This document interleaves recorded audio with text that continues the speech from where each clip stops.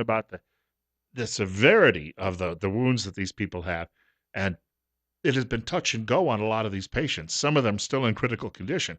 Now, we've had numerous reports, and you can easily see how someone with so many, Pat Buchanan referred to it as more than 4 dozen dead, because we got a report of 20, and then it was 50, and then they set it back to 49. Nobody wishes this number to go higher, but the medical people have warned that some of the wounds are so nasty, and some of these people are just holding on. There is a belief it could go higher for that reason, because it's so touch and go with some of these patients at the moment. 8 minutes now after 9 o'clock. Bill Colley with you on Top Story on News Radio 1310 KLIX and newsradio1310.com. And I recognize one of these doctors. He's on the left side of the screen right now. He was on the air last night with Greta Van Susteren on her program, and she mentioned at the end that he is involved with Samaritan's Purse. If you don't know what that is, Samaritan's Purse is the organization founded by the Reverend Billy Graham, and they go all over the world, and they perform various, it's a mission. It really is. It's to provide medical care for people around the world in places where they don't get it. And this one doctor who's sitting on the left of the screen here that I'm looking at the moment, he's heavily involved with that. And Greta mentioned that because she apparently knew of the fellow because of her own involvement with that charity. All of you folks out there on the left who criticize Fox News, you realize a lot of the people who work there, a lot of the big stars at Fox News, are very much involved in these charitable causes. The same people who complain about Rush Limbaugh don't realize how much money Rush Limbaugh has raised for charity over the course of the last quarter century. I have a friend I used to work with, and his father is a big Hollywood actor by the name of Ned Beatty, and Ned Beatty is not a conservative. Ned is much more of a liberal, but his son Doug worked with me for many, many years, and his dad said he used to play golf with Rush at some of these charity events, and said Rush was very, very good at raising money for good causes. But Lefty refuses to acknowledge that because Lefty doesn't want to hear what he has to say. It might be too truthful, and Lefty wants to slap his hands up over his ears or put his hands over his eyes when confronted with facts that destroy Lefty's worldview. Donald Trump last night is a man who I think is doing a very good job, if nothing else, of smacking Lefty in the face right now.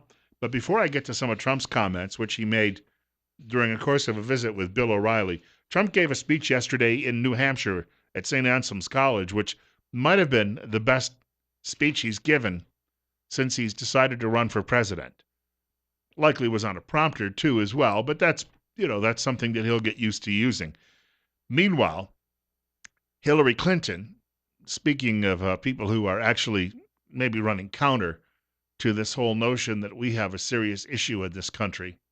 Hillary Clinton was speaking to a group yesterday, and all I can tell you is it sounds as if she's campaigning for the terrorist vote. Law enforcement's job more difficult. Inflammatory anti-Muslim rhetoric and threatening to ban the families and friends of Muslim Americans, as well as millions of Muslim business people and tourists from entering our country, hurts the vast majority of Muslims who love freedom and hate terror.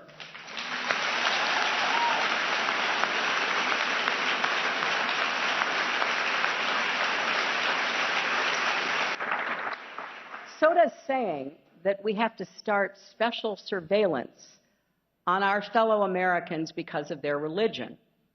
It's no coincidence that hate crimes against American Muslims and mosques have tripled after Paris and San Bernardino.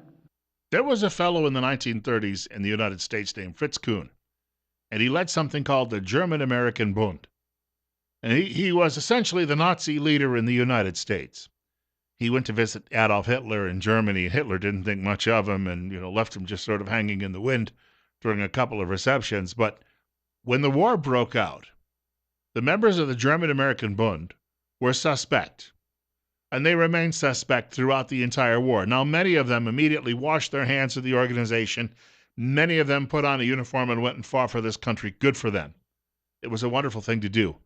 But at no point did someone say it would be mean-spirited for the government to investigate the people who are members of the German-American Bund and keep them under surveillance. We were at war. You remember the great liberal icon, Franklin Delano Roosevelt, sent many Japanese Americans, hyphenated Americans, many Japanese Americans to internment camps, one of which is just down the road from where I'm sitting. Why did he do that? Because there were concerns that these people could indeed be saboteurs. Now, were they all going to be saboteurs? No. Was it right for him to do that? Historians, most of them being leftists, say no.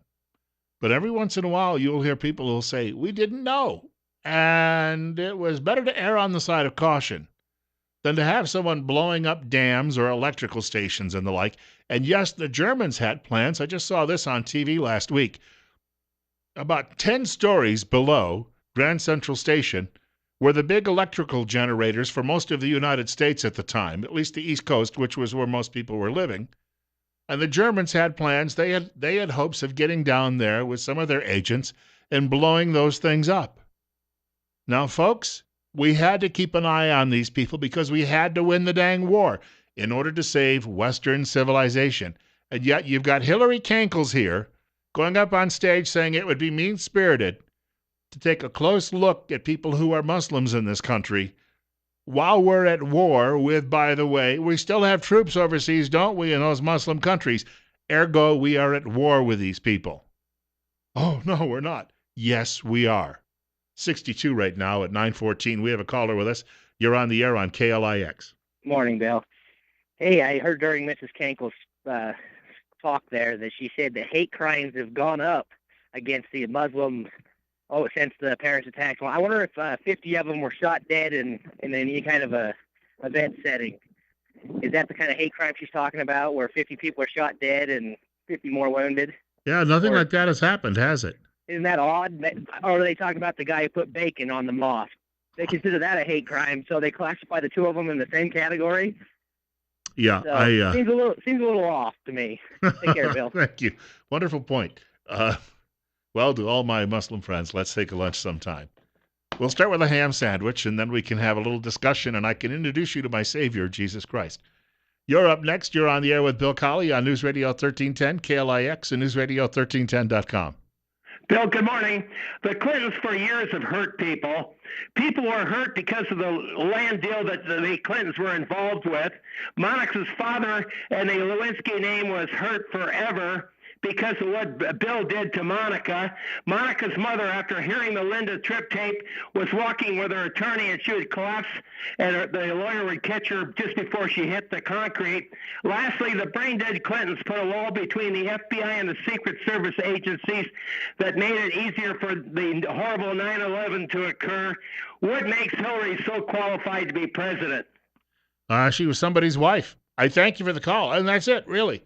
Well, no, I was Secretary of State. Well, the incompetent Secretary of State who started a civil war in Libya, who walked over with a club and hit that hornet's nest, and then who ended up getting 4 Americans killed there and then lied about the reason they were killed, and apparently helped squelch a rescue attempt. She is not obviously qualified if that's what she does when she is actually wielding power. Donald Trump appearing last night on Fox with Bill O'Reilly on The Factor. Mr. Trump gave a speech, as I said yesterday. If he's given one really solid speech, it was the one he gave yesterday about terrorism while he was visiting a campus in New Hampshire. Here he is joining Bill O'Reilly on The Factor, and he suggests there are dangerous people here. The father shouldn't have been allowed in the country years ago when he came here, all right? He was trouble then, and he's obviously, something's going on right now. Even the way he did that interview, I said, what's going on? This is guy, I don't know, you call him a professional or you call him something. But the father shouldn't have been allowed to come into our country in the first place. That's why your first question, you're talking about coming into our country. We haven't found anything. They've only been here for a short period of time. What's going to happen in 2 years and 5 years? What's going to happen in 15 and 20 years? A lot of times the children, there seems to be no very good assimilation. A lot of times the children of people that come into the country become a big problem. I mean, you again look at the Boston bombers. I mean, these two horrible beasts, they came in. I mean, the parents were here and they brought these kids in and they became radicalized, I think, later on, while they were in the country. So, bad things are happening, Bill, and we have a president that looks like he's falling asleep when he talks about the subject. Oh, my Muslim faith. Oh, Mr. President, you mean your Christian faith. Oh, thank you, Mr. Snuffleupagus, for correcting me because people would actually believe I'm a Muslim. Ho, ho, ho. 917, Bill Colley with you on top. Well, he was on Top Story on News Radio 1310, KLIX and News Radio 1310.com. 61 right now. Trump called the Tsarnaev brothers beasts. How many politicians are willing to do that? Well, the American people think they are beasts, or far worse. And I give him credit because he'll say these things that other people won't. And then O'Reilly referenced the Trump speech from earlier in the day. You made a lot of reference to your policy of not allowing Muslims in here, okay, on a temporary basis. Temporary until we find out what's going on and what they have in mind. Okay. But there really isn't any linkage that I can find or the FBI can find between refugees, so-called refugees, all right, women and children primarily, coming here and violence. So what are you asking? Why do you think this is a centerpiece in anti-terror fighting if there really isn't any linkage in those kinds of folks coming over? Well, I don't think you know about linkage yet. What's going to happen in 2 years from now? What's going to happen in 10 years from now? What's going to happen in 5 years from now? Look at the Boston bombers. I mean, they were here. They were already here. Their family came here, and they weren't radical when they were 6, 7 years old, and all of a sudden they blew people up, I mean, during the Boston Marathon. You just don't know what's going on here. They listen to the internet, and they fall in love with ISIS. Bad things are happening, Bill, and we have to get down to it. Otherwise, we're not going to have a country at all. We're going to have this happening every weekend. We should note there is no constitutional right for anyone to come to the USA from Mexico, Guatemala, El Salvador, Syria, Iraq, Saudi Arabia, Uzbekistan, Tajikistan. You have no right to come to the United States. And yet we seem to believe that at least some of us in media and on the left, some of our countrymen believe, what border? Just open the doors. It'd be mean-spirited not to let them come here. And the belief is, I guess, is that we have to live with this now. Again, I go back to that example. When you had that shooting at that school and all of those little innocent children got shot dead in Newtown, Connecticut, we kept hearing from the left, one dead child is too many. But they didn't give a red rat's patootie about how many people got killed in San Bernardino. And now, of course, they're wrestling with the fact that one of their own protected classes got hit this past weekend. I do not understand it. We've got more on this on the way. Ooh, Billy Ray Cyrus. There's a man who probably you shouldn't take advice from on child raising. 923, Bill Colley with you on Top Story on News Radio 1310, KLIX and News Radio 1310.com. I wanted to share with you a little story about my friend, Dr. Christine Pickup, a doctor of audiology in Rupert. She is now the only locally owned independent hearing healthcare practice in southern Idaho. Did you know that your hearing health and the brain health are connected? At Mount Harrison Audiology, she has been studying the research on cognitive health and hearing, and the most recent findings prove that when hearing loss is addressed with hearing aids, the effects of cognitive decline are greatly diminished. Hearing is critical for communication, for connection to others, and for overall well-being. And she'd like to remind you now is the time to improve your hearing. Call Mount Harrison Audiology for an appointment. The number, 208-312-0957. 736-0300 is the telephone number to reach our program today.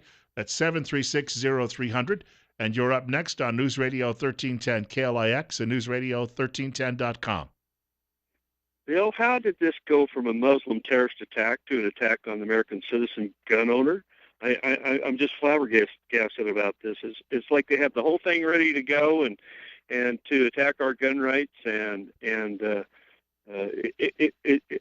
almost seems like it was planned. It's just too good to be true for these leftists trying to get our guns. A false flag attack, if you will. Yes.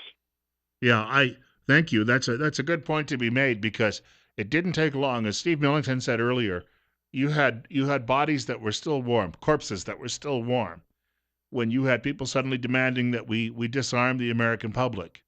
And how about Tom Brokaw? You want to talk about an absolute moron? See if you can find out what's wrong in this statement from the dean of Washington's Broadcast News Bureau. It's out to be connected to some kind of an international group. All the politicians will jump all over that and say we've got to do something about them. But let's say it's a domestic shooting.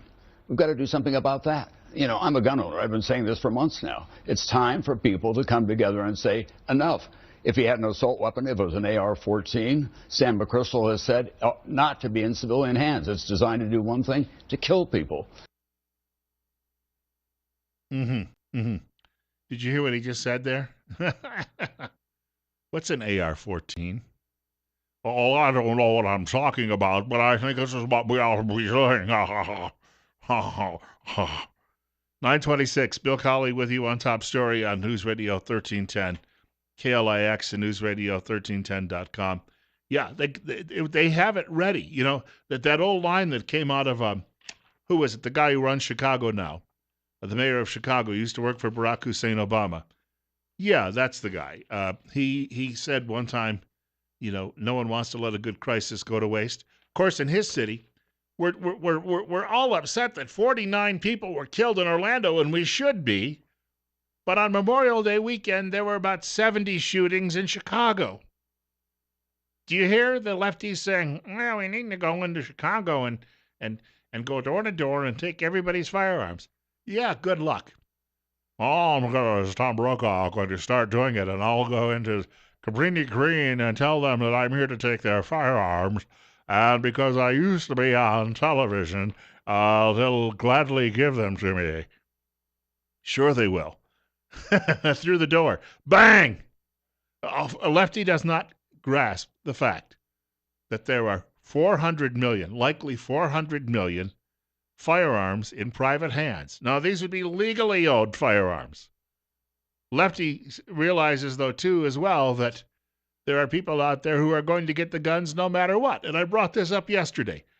Do they not have gun control in France? Yes. Did the bad guys get guns? Yes. Do they not have gun control in Belgium? They do. Did the bad guys get their hands on guns? Yes. Do they not have gun control in Australia? Did the bad guys get their hands on guns?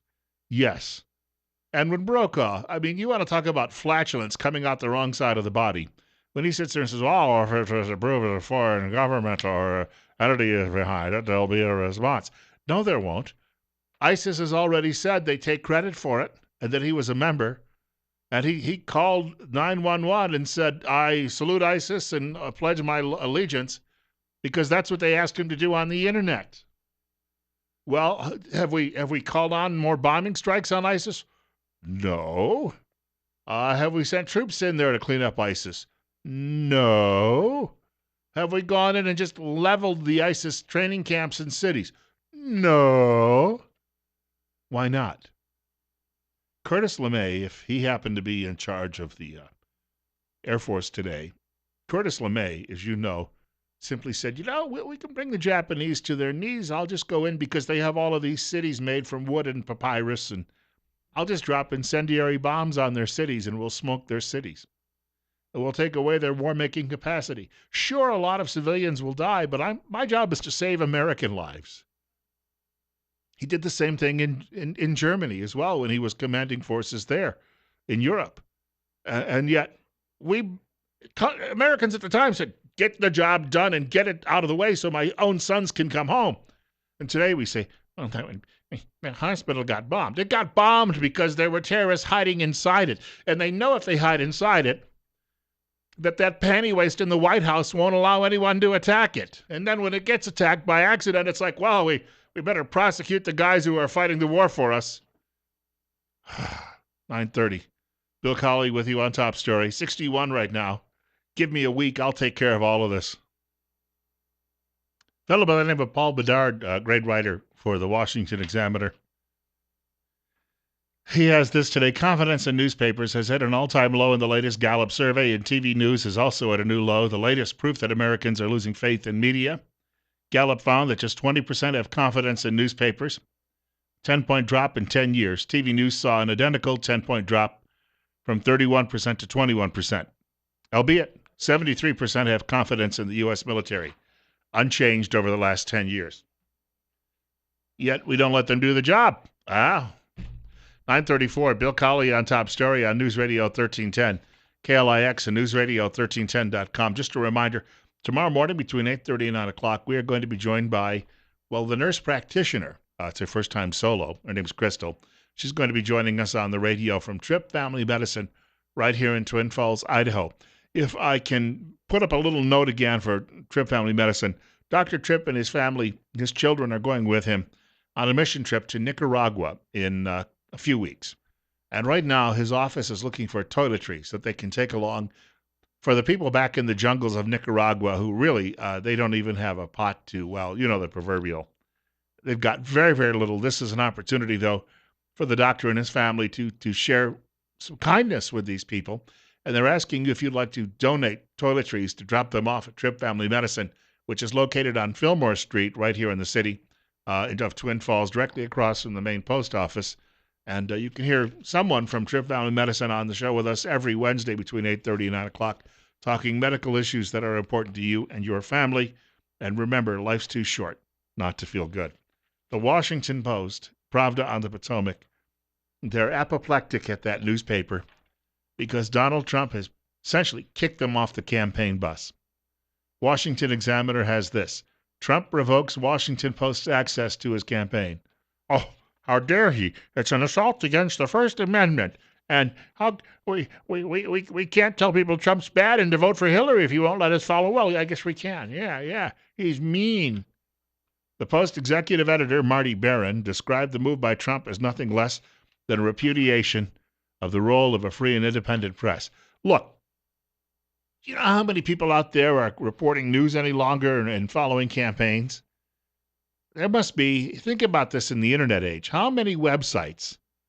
Now, back in the old days, in the early 1900s, some cities, even small cities, had half a dozen newspapers, and then there was a winnowing process down to where most cities have one, maybe two still, but that's even, a bit of a stretch because often they're owned by the same people and there's a lot of shared services, so it's just an early edition and a late edition. And then you had the three alphabet networks.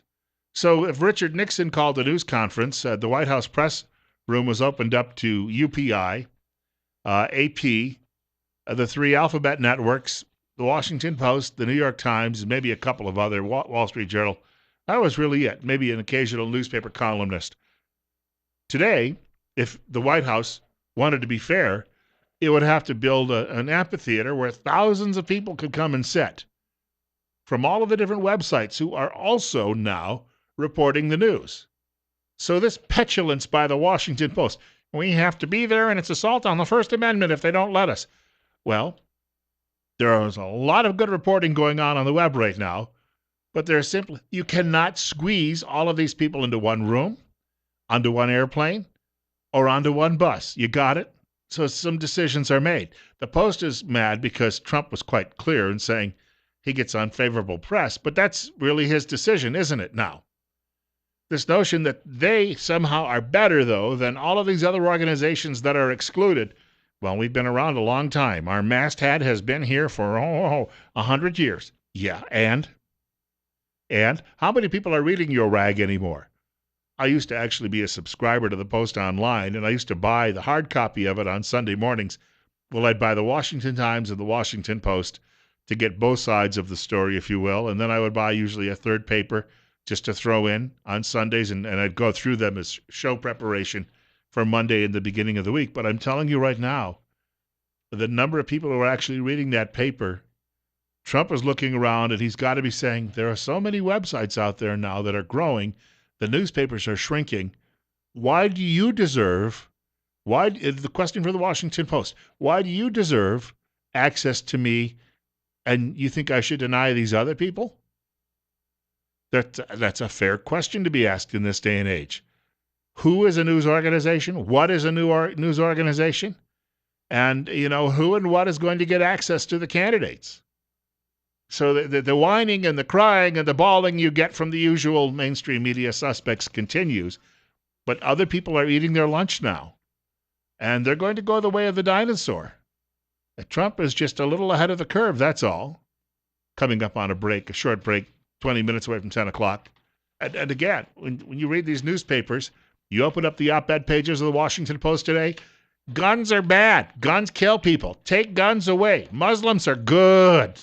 Gays are good. So it's impossible for a Muslim to kill gays. Guns kill gays. Yeah, that's the ticket. Who wants to read that crap? Nobody believes it, other than the dope smokers who are writing it. 62 right now. Bill Colley with you on Top Story on News Radio 1310, KLIX and newsradio1310.com. Look, we're probably going to wrap up most of our talk this week on the terror attack. Got a lot more to talk about, but we'll spend a little bit more time on the Orlando story before we wrap up today, I'm sure. I just got a headline bulletin from the Washington Times. David Daleiden, who was the fellow behind the Planned Parenthood videos that exposed Planned Parenthood as a meat market, he had been charged. They're trying to intimidate him. He had been charged with a misdemeanor for essentially doing a journalist's job. He has had the charges dismissed. Speaking, though, of the infanticide crowd at Planned Parenthood, this comes from Media Research Center. Planned Parenthood Action's Black Community Outreach Arm. Did you realize that they have a Black Community Outreach Arm? Yeah, that's because they like to perform most of their abortions in black neighborhoods. And they claim that Republicans are racists. They are blaming the Orlando terrorist attack on toxic masculinity. I kid you not. Well, you talked to a couple of obscure college professors who told us to use the obscure phrase and then try to put it in the mainstream. And then that way people will not blame Islam. Because, Islamists believe in abortion and infanticide too, right? Oh, they don't? Oh. No, they don't believe in homosexuality. We know that. Toxic masculinity enables rapists and rape culture, violent heterosexism, and attacks on reproductive freedom is how it is put in the news release. It is unclear, the writer says at Media Research Center, how rape culture is related to the terrorist attack that killed 50 and injured 53. Now, before some guy out there, Bill, that toll's only 49. I'm reading it directly from what someone wrote there yesterday before that number was readjusted. Because if you say, though, by the way, that the number will go higher, and it is likely to go higher, our caller there, Escobar, Jose, whatever his name is, will call it and claim that you're wishing it to happen. Again, we're not talking elevators going to the top floor there. You know how you get rid of that guy? Telling him that they're giving away your money over at County West. He'll rush over there. Here's something from Pat Buchanan, one of my favorite writers. Islam in the West. Irreconcilable conflict. Not only do the Taliban and ISIS hurl homosexuals, he writes, off buildings and stone them to death, but 10 nations, Mauritania, Niger, Somalia, Sudan, Syria, Saudi Arabia, Qatar, and the United Arab Emirates, Yemen, and Pakistan, impose the death penalty for homosexual acts. Peoples of these nations approve, for such laws find sanction in the holy book, the Quran. Sharia teaches that homosexuality is a vile form of fornication, punishable by death. Hillary Clinton declared that we must redouble our efforts to work with our allies and partners to go after international terror groups. Buchanan asks, did she have in mind the Saudis and the Gulf Arabs? No, because they're giving money to the Clinton Foundation. Yeah. Refugees, he writes, from the Syrian war have been found abetting Islamist atrocities in Paris. Terror cells containing refugees from Syria's civil war have been discovered in Angela Merkel's Germany. We are learning, he writes, that second-generation Muslims like Mateen seem susceptible to Islamist imams preaching terror against the West to advance the restoration of the caliphate. And then he says, does this not suggest a pause and a long, hard look before we continue with a policy of warmly welcoming all refugees fleeing the half-dozen wars that are roiling the Islamic world? Oh, that mean racist bigot.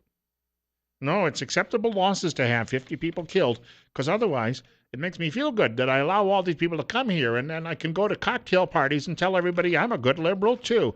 And they'll pat me on the back, and then we can all go out and wear our red hats and have lunch someday, too. 947, Bill Colley with you on Top Story on News Radio 1310, KLIX and newsradio1310.com. 61 right now at our radio station. There's a story, speaking of one of these it might be gutter, Middle Eastern countries today, that I happened to see before I actually got on air. A Dutch woman got raped. Somebody spiked her drink at some restaurant she was at, and she woke up later and discovered that she had been raped. So she reported it to the authorities, the Islamic police in this country. She was tried and convicted. She faces a fine and imprisonment for being a rape victim. And again, this is a protected class in this country that, liberals out there are saying, oh, we need to welcome these people with open arms. Liberals ignore all of these warts that come along with welcoming these people. The homophobia that results in killing people. The blaming of rape victims. The burning of women in your family who don't follow your instructions. The gouging out of their eyes. The honor killings. All of these things are ignored because Lefty doesn't want to admit them.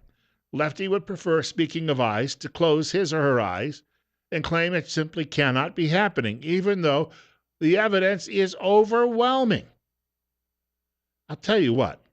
Somebody mentioned in a video that I happened to see, got mailed to me the other day, about 10 countries that are likely going to break apart in the next 30 years.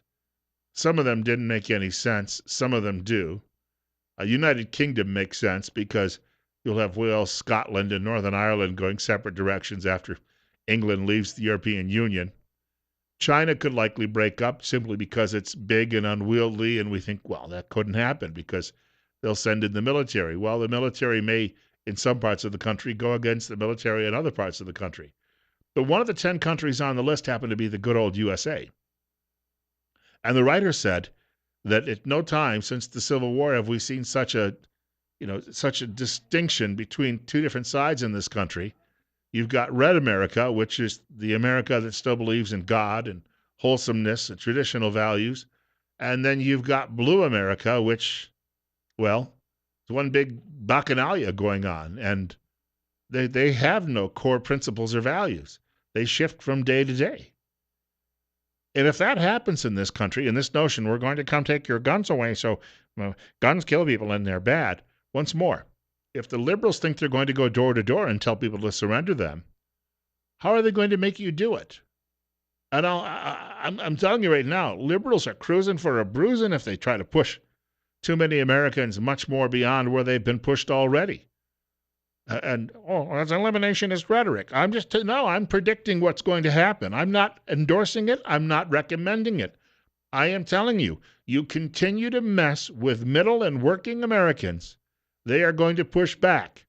And Lefty out there is not going to know how to deal with this because Lefty's idea of self-defense is apparently to throw, some eggs at a Trump demonstrator.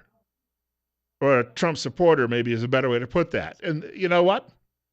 They're going to do that at one of these rallies one of these days, and they're going to find out that some guy who's just pulled in on his motorcycle, and he's a war veteran, he's not going to put up with it.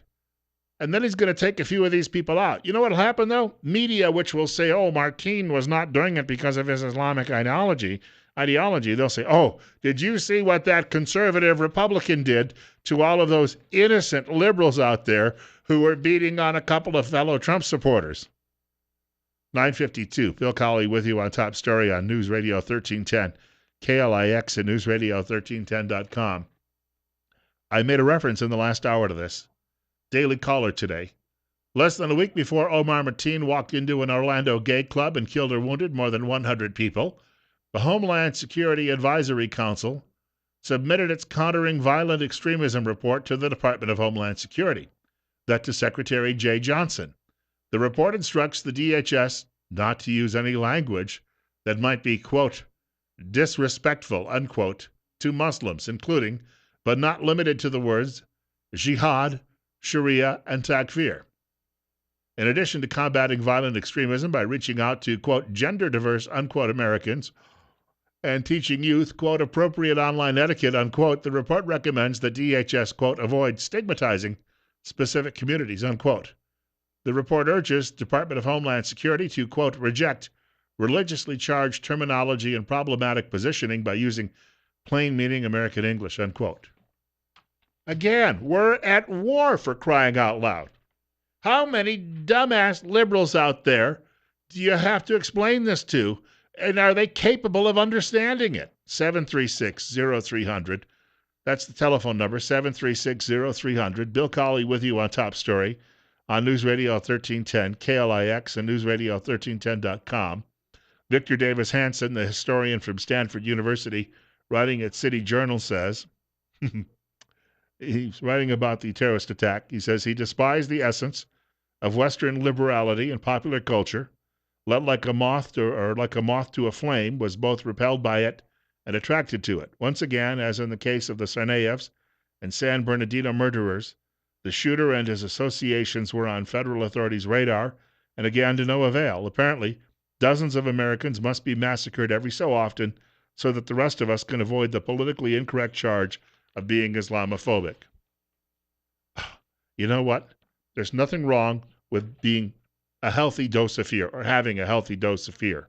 You're up next. You're on the air at 9:54 on KLIX. Good morning. Good morning. I just want to say something about these Muslims and these extremists coming in. I wonder just how the CSI board is going to feel if something like this happens in Magic Valley. And if so, where are they going to hide after it happens? Thank you. Thank you much for the telephone call. Yeah, that's the newspaper likes to say that's a dormant issue, but I don't think it's dormant at all. And I think every time another one of these attacks happens, and again, a healthy dose of fear, there's nothing wrong with that. It's like having a healthy dose of skepticism. Now, I don't know that the people who are here currently are much of a threat, but what Trump made a point of saying yesterday when he was on O'Reilly's program last night, if you were listening earlier, I shared a couple of clips from that. He said the Tsarnaev brothers, when they were little boys, they weren't a problem. 6 or 7 years old, they were watching pro wrestling, playing with their Tonka trucks. They were just regular American boys. But something happened after they got into their teens and early 20s, and it took a serious dark turn. So the people who are here now may be fine, but 10 years from now, there's a question we have to answer. 9:55. You're on the air with Bill Colley on KLIX. Hey, how you doing? Wonderful. What's on your mind? Well, about these attacks, Muslim attacks and that. You know, during World War II, we rounded up the Japanese. A lot of people didn't like it and put them to where we could control them. That might be the only thing we can do right now, and then cut off the immigration policy until things settle down. Yeah, and thank you for the call. I was talking about that in the last hour, or half hour, I guess, that Roosevelt, who was an icon of the American left, in fact, you know, they have statues that they build of him all over the country because he was a great socialist. He was the guy behind that plan. But you know what? He was a tremendous wartime leader. And he just said, let's go get them, boys. And we did it. That's the difference between your modern liberals and your previous liberals in this country.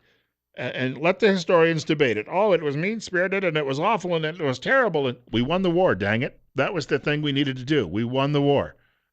And you could raise all sorts of questions. Here's the thing to mention about this. You know, the way the media is trying to spin the story, though, they're pushing out lies. Over at MSDNC, the spokespeople, of course, for the Democrat Party who work there, keep saying Donald Trump would like to deport Muslims.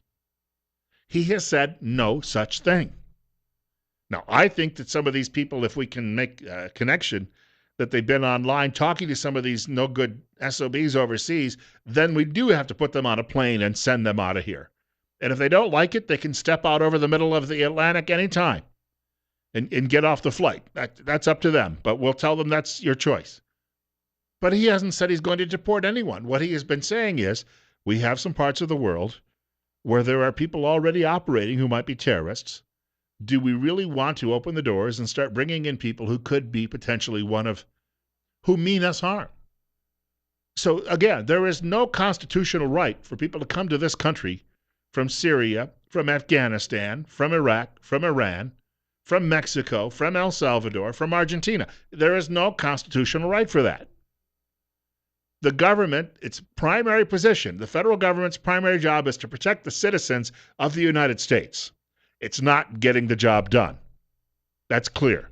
But to sit here, that the lies, outright lies being spread by people like Joe Scarborough and the other America haters over at MSDNC, that Trump is looking to deport these people, not true. But he said, be vigilant about who you allow into this country. Guess who's back today? Rush Limbaugh, after a long 10-day break from his program. Rush is back. He's coming up in just a few minutes on News Radio 1310, KLIX, and newsradio1310.com. Following 10 o'clock news from Fox. Sean Hannity following news at 1 o'clock this afternoon. Glenn Beck after 4 o'clock news. Dave Ramsey tonight. And Bill Colley saying have a great day. And God willing and the creek don't rise, they'll allow me to come back and do this all over again tomorrow morning between 8 and 10 o'clock.